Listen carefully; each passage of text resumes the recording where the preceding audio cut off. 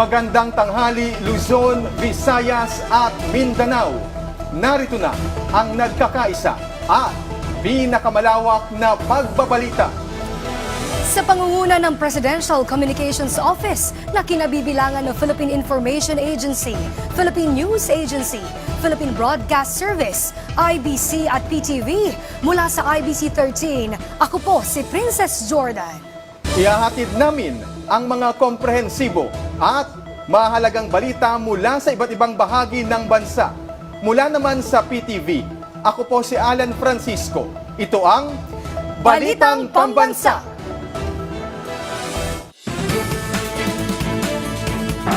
Ngayong tanghali sa Balitang Pambansa, pamahalaan, patuloy ang paghahanda sa posibleng epekto ng Tropical Storm Christine.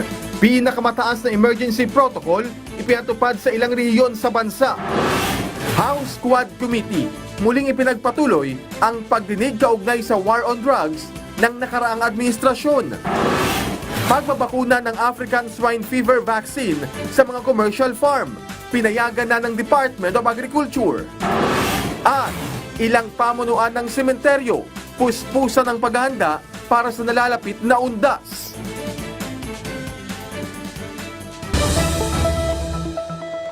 Una sa ating mga balita, ipinapatupad na ng Office of Civil Defense ang Charlie Protocol o ang pinakamataas na emergency protocol sa ilang rehiyon sa bansa, kaugnay ng posibleng epekto ng bagyong Christine.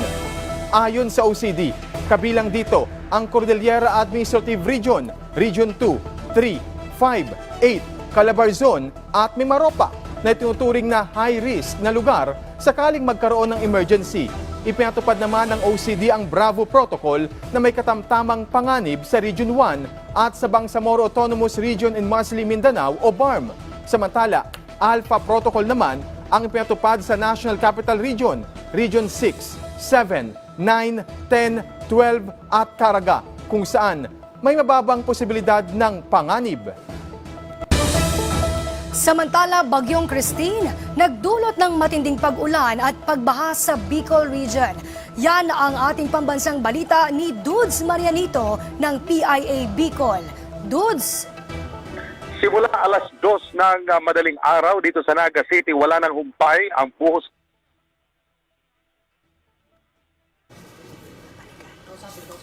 Dudes?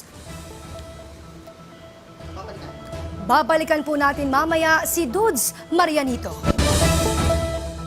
Kanselado na rin ang biyahe ng mga sakyang pandagat sa Northern at Eastern Quezon dahil pa rin yan sa epekto ng bagyong Christine. Maging ang klase sa ilang paaralan sa lalawigan, sinuspindi na rin.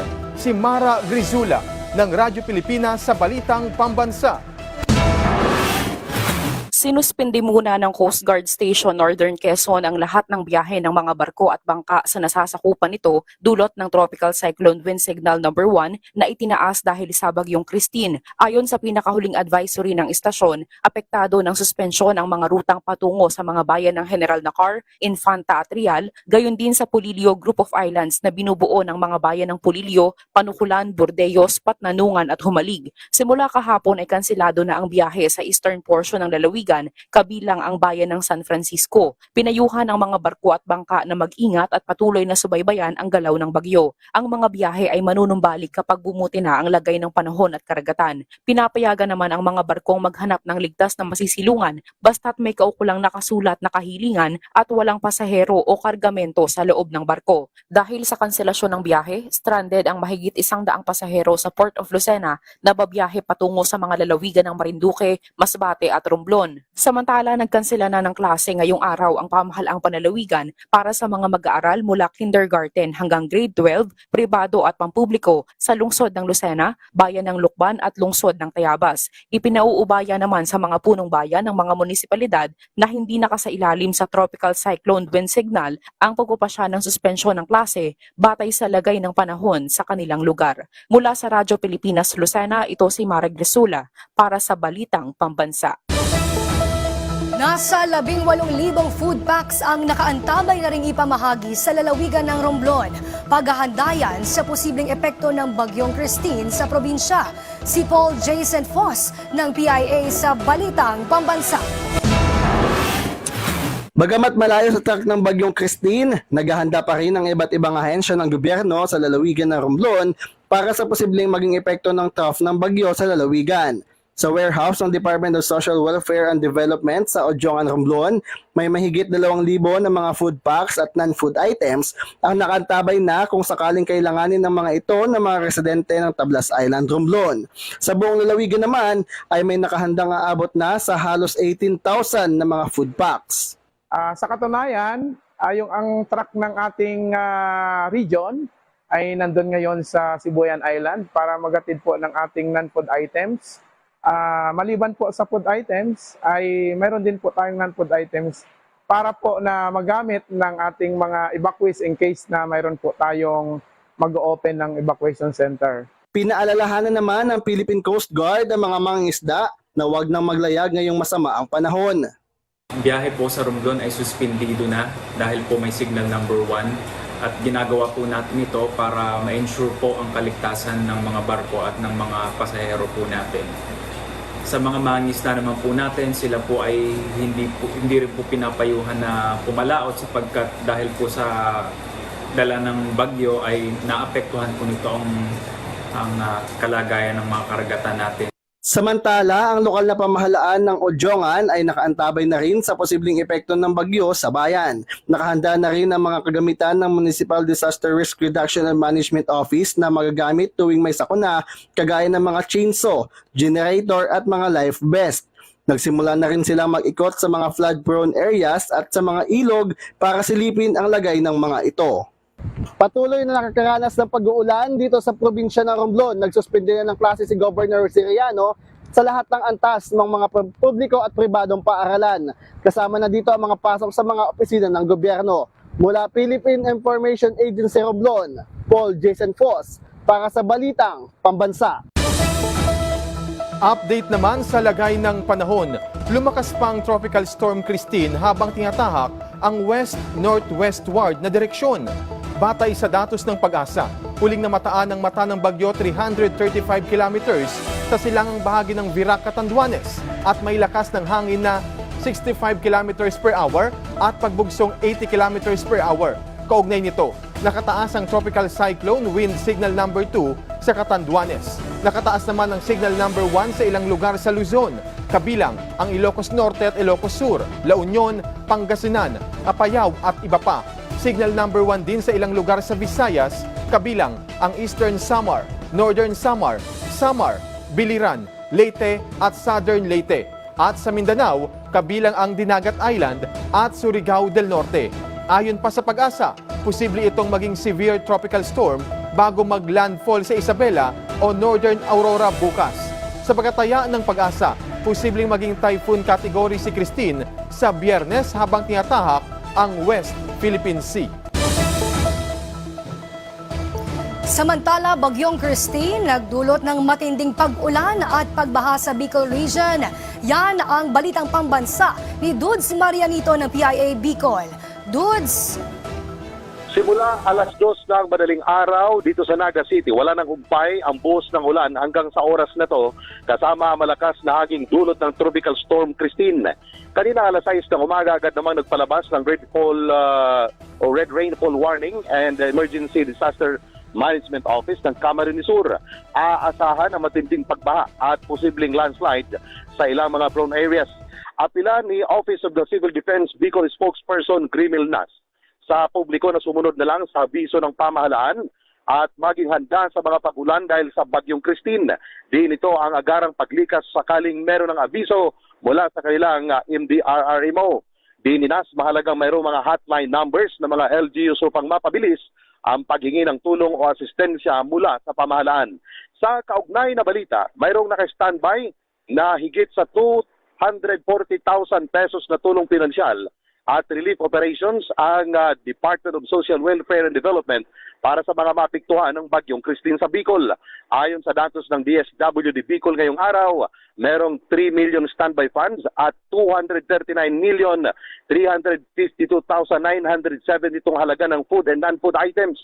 Katumbas ito ng 161 family food packs at 78,739 non-food items na naglalaman ng family kits, sleeping kits, hygiene kits at iba pang mga kailangan. Sa panayam kay DSWD Regional Director Norman Laurio, tiniyak nito na handa silang magpadala ng relief goods sa mga local government units kapag kinakailangan ngayong panahon ng kalamidad. Samantala, meron ng kabuuang 1,473 stranded passengers na nairehistro ang Philippine Coast Guard Bicol sa mga pantalan sa Bicol Region. Sa ngayon, nakahanda na rin ang nasa 2,130 evacuation centers sa iba't ibang bahagi ng rehiyon. Mula sa Information Agency Bicol Region, Ramil Dudes Marianito para sa Balitang Pambansa. Maraming salamat, Dudes Marianito. Sa ibang balita, ipinagpatuloy ng House Quad Committee ang investigasyon sa war on drugs ng nakaraang administrasyon. Kabilang sa dumalo sa pagdinig, si dating Senadora Laila De Lima. Ang detalye sa Balitang Pambansa mula kay Mela Lesmoras ng PTV Live. Yes, Princess, umaasa ang House Quad Committee na mas marami pang impormasyon at revelasyon na mauungkat sa pagpapatuloy ng kanilang pagdinig ngayong araw. Hindi naman nakadulo dito si dating Pangulong Rodrigo Duterte. Mag-aalas 11 ng umaga kanina nang umarangkada ang ikasyam na public hearing ng House Quad Committee ukol sa mga issue sa iligal na droga at umano'y extrajudicial killings noong nagdaang administrasyon. Sa opening statement ni Quadcom Co-Chair Bienvenido Abante Jr., nagpaabot siya ng mensahe kay dating Pangulong Rodrigo Duterte na hindi nakadalo sa pagdinig ngayong araw dahil umano sa masama ang pakiramdam nito. Sabi ni Abante kay Duterte, get well soon at sana makapunta na siya sa susunod na pagdinig, gayon din ang iba pang invited personalities na nagtatago pa rin. Kung si Duterte hindi nakapunta, present naman sa pagdinig ngayong araw, si dating Senadora Laila De Lima na iniugnay noon sa iligal na droga pero ngayon inabsuelto na sa drug charges. Bago ang hearing kanina, nakapanayam pa ng media si De Lima at sabi nito, sana ay gumaling na si dating Pangulong Duterte para may lakas siyang harap ang lahat ipinapato sa kanya ngayon. Samantalang idagdag ko lamang din, Princess, update mula rito nga sa Kamara, naglabas na rin ng pahayag si House Senior Deputy Majority Leader at Ilocos Norte 1st District Representative Sandro Marcos sa mga naging pahayag ni Vice President Sara Duterte kamakailan.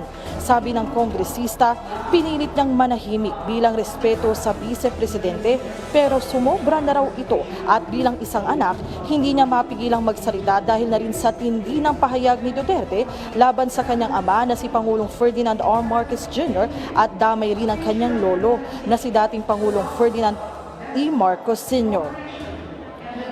Mga tuloy nga yung pagdinig ng Quadcom at kasalukuyang nagbibigay ng kanyang pahayag si dating Senadora Laila De Lima. Kani-kanina lamang, Princess, pinag-uusapan ng ating mga kongresista kung ano yung magiging hakbang nila hinggil nga dito sa naging pagliban ni dating Pangulong Duterte sa pagdinig. Pero sa ngayon, inaabangan pa natin yung kanilang magiging desisyon.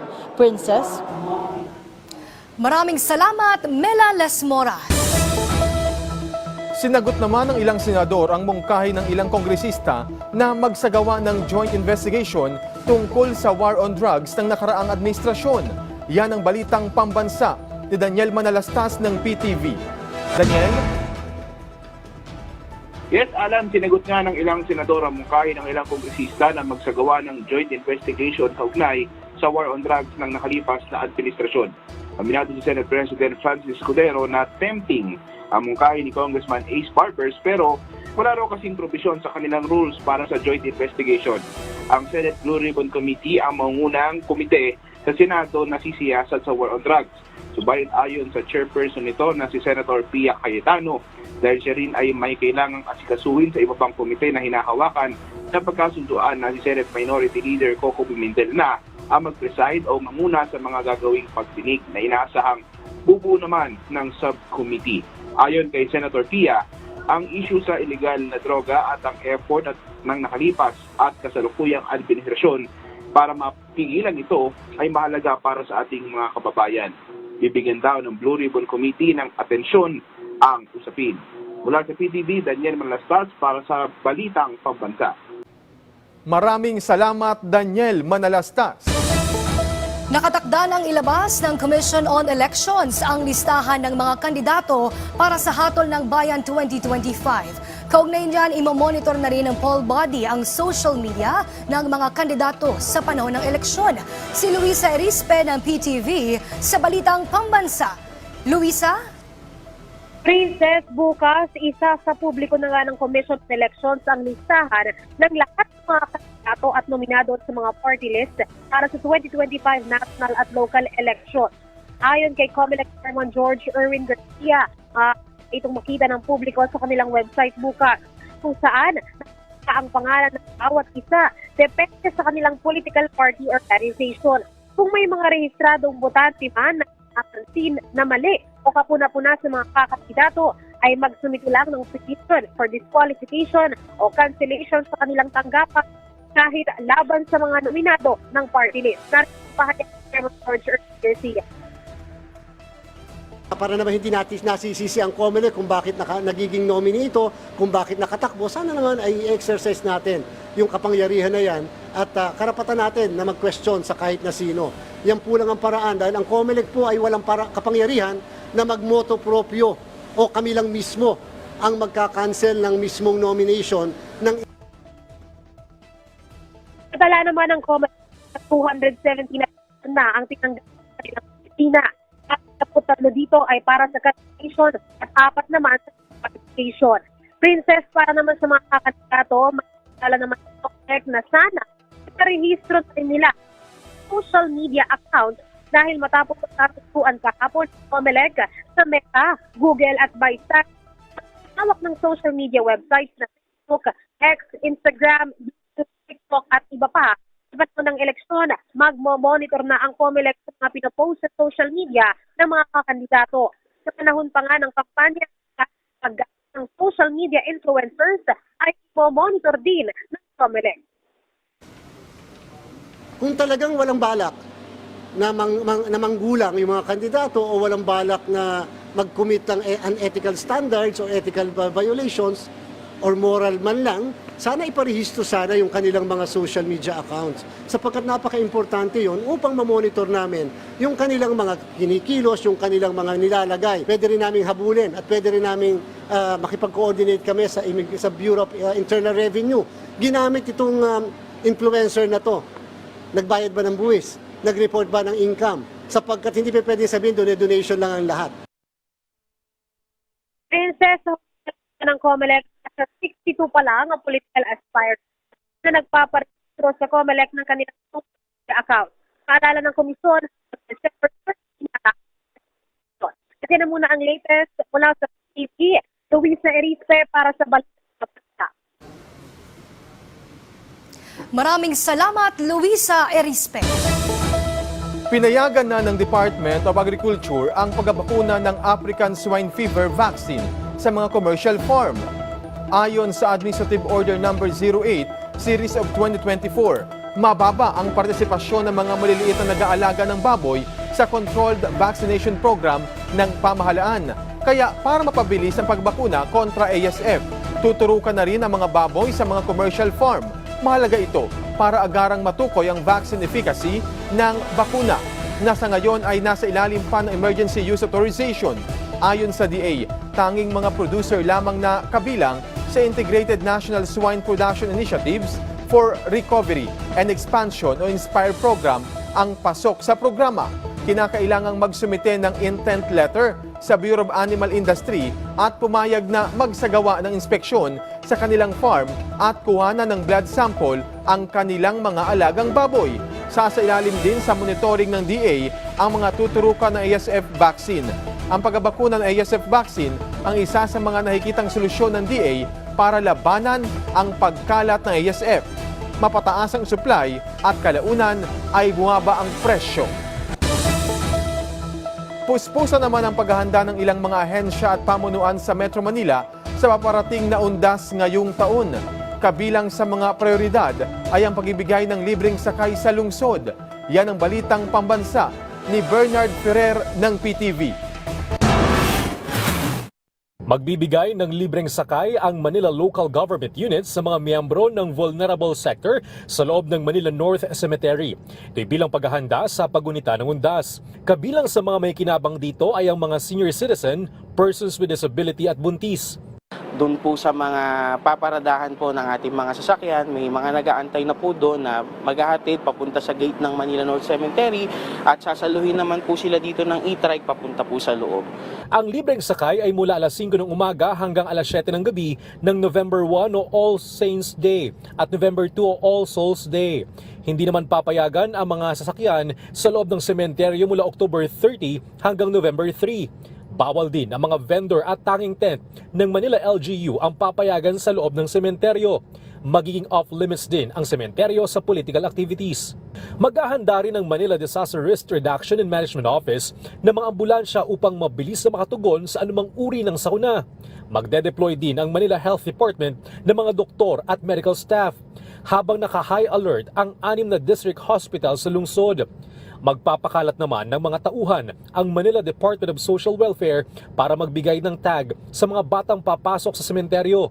Maglalagay din ng portable toilet sa iba't ibang lokasyon nito, habang lahat ng interment at cremation ay sususpindihin. Ang paglilinis sa mga puntod sa Manila North Cemetery ay papayagan hanggang October 25. Sa taya ng pamunuan ng Manila North Cemetery, halos 1 milyon ang inaasahan nilang bibisita sa sementeryo.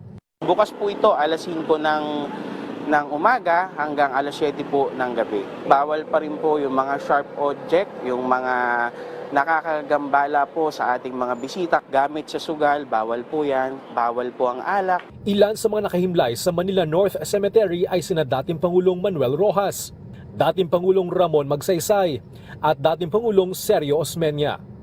Mula sa PTV, Bernard Ferrer para sa Balitang Pambansa. Sa report ng PNA, inilunsad ng Commission on Higher Education, katuwang ang 11 Higher Education Institutions o HEIs, ang Higher Education Mission para makasecure ng partnership sa Australia.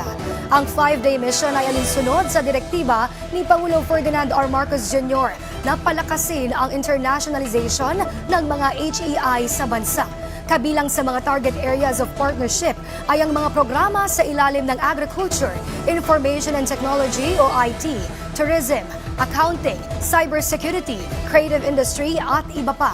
Ayon sa CHED, makikiisa ang mga HEI ng bansa sa mga piling paaralan sa Australia para pag-usapan ang mga isasagawang practices at iba pang agreement. Samantala, target rin ng partnership ang makapag-secure ng exchange students para magkaroon ng collaborative researches, information sharing at iba pa. Scholars na anak ng mga OFW pumirma ng kontrata para sa kanilang libreng pag-aaral sa kolehiyo, hatid ng DOST at OWA. Ang Balitang Pambansa mula kay Marcel Mamon Dasalia ng Radyo Pilipinas, Davao. Pumirma na ng kontrata at isinailalim sa oryentasyon ang 50 mag-aaral na nakapasa sa scholarship ng Department of Science and Technology o DOST-11 sa pagkikipagtulungan ng Overseas Workers Welfare Administration o OWA noong Sabado, October 19 na ginanap sa Apo View Hotel sa Davao City. Kasama ng mga scholars ang kanilang magulang o guardian kung saan karamihan sa kanila mga seafarers, domestic workers, hotel and resto workers at mga medical workers. Ang 50 scholars na naka-enroll sa iba't ibang paaralan sa Davao City ay makakatanggap ng tig 60,000 pesos kada taon bilang scholarship grant. Malaki naman ang pasasalamat ni Yeshua Khalil Aparicio, first-year computer engineering student ng Mapua Malayan Colleges, Mindanao at guardian nito na si Mary Jen Perez dahil malaking tulong nila ang pagiging scholar ng DOST sa inang nagtatrabaho sa isang cruise ship. Mula sa Radyo Pilipinas, Davao, Marcel Mamon Dasalia para sa Balitang Pambansa. Tulong pangkabuhayan para sa 10 dating rebelde. Ipinamahagi ng 3 ahensya ng pamahalaan ang Balitang Pambansa mula kay Mary Joy Javier ng PIA Cagayan Valley. Tumanggap ng tulong pinansyal mula sa Department of Trade and Industry, National Intelligence Coordinating Agency at Philippine Army ang 10 dating rebelde mula sa iba't ibang bayan sa lalawigan ng Cagayan. Tumanggap ang bawat isa ng tig 12,600 pesos bilang panimulang puhunan sa kanilang napiling pangkabuhayan na sari-sari store. Ayon kay Cynthia Taladtad ng DTI Cagayan, ito ay bahagi ng programa ng pamahalaan upang hikayatin ang mga natitira pang mga rebelde na sumuko na upang sila rin ay matulungan ng pamahalaan. Lubos naman ang kagalakan ng mga benepisyaryo sa tulong na kanilang natanggap. Sa akin, sir, papasalamat ako sa lahat sa military at ng mga sumuporta sa amin, sir. Tinulungan kami, lahat kami na cylinder, sir. Malaking tulong to, sir, kasi sa aming pagbabagong buhay dyan, lalo na sa pangkabuhayan. Sa kwento ni Ronnie, hindi niya tunay na pangalan, 7 taon siyang nanilbihan bilang rebelde. Naisipan niyang sumuko dahil sa dinanas nitong hirap sa bundok. Isipang siyang sumuko, sir, kasi yung kahirapan, gutom yung aming naranasan, sir. Umabot sa 100,000 piso ang kabuuang naipamahaging tulong ng gobyerno para sa mga dating rebelde. Umaasa ang 3 sangay ng pamahalaan na sa ganitong paraan ay maisipan na ng mga natitira pang rebelde na bumaba na at manumbalik sa pamahalaan. Mula sa PIA Cagayan Valley, Mary Joy Javier, Balitang Pambansa. Mas maraming infrastruktura para mapayaman ang iba pang industriya isinusulong naman sa General Santos City. Yan ang Balitang Pambansa ni Earl Tobias ng IBC 13. Kilala ang General Santos City bilang tuna capital of the Philippines. At si Marlon, isa lamang sa libo-libong vendors na ilang dekada ng bahagi ng tuna industry sa probinsya. Ito na rin ang pinagkukunan ko eh. Ito na rin ang pinagkukunan ko ng pang-araw-araw na gastos sa aming pamilya. Minsan ay minta ng 10,000 pataas. Kasabay naman ng matatag na tuna industry, kinumpirma ni Jansan Economic Manager Leonard Flores ang pagyaman din ng iba pang industriya sa kanilang bayan, tulad ng mas maraming infrastruktura para sa event hostings at investments sa healthcare. At plano raw nilang maging sunod na metropolitan capital ang kanilang bayan. As we grow, we also know our role in the Southern region. As the gateway. We are top 5 in terms of passengers or busy airport. What does it mean? So we are really making justification. We justify our being a gateway of Southern Philippines. Nasa 1.9 billion pesos nga raw nitong 2023 ang naitala nilang naigastos ng mga turista sa kanila mismong bayan. Habang nasa 1.7 milyong turista naman ang inaasahan nilang bumisita ngayong taon. Mula sa IBC, ako si Earl Tobias para sa Balitang Pambansa. At dyan po nagtatapos ang 30 minutong ulat sa bawat sulok ng bansa. Samahan nyo kaming muli mamayang alas 6 ng gabi para sa updated at pinalakas pang balitaan. Mula sa PTV, ako si Alan Francisco.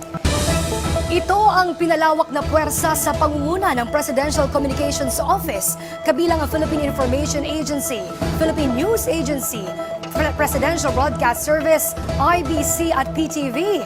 Mula sa IBC 13, ako naman po si Princess Jordan. Hatid sa inyo ang komprehensibong paghimay sa mahalagang usapin dito lang sa Balitang Pambansa.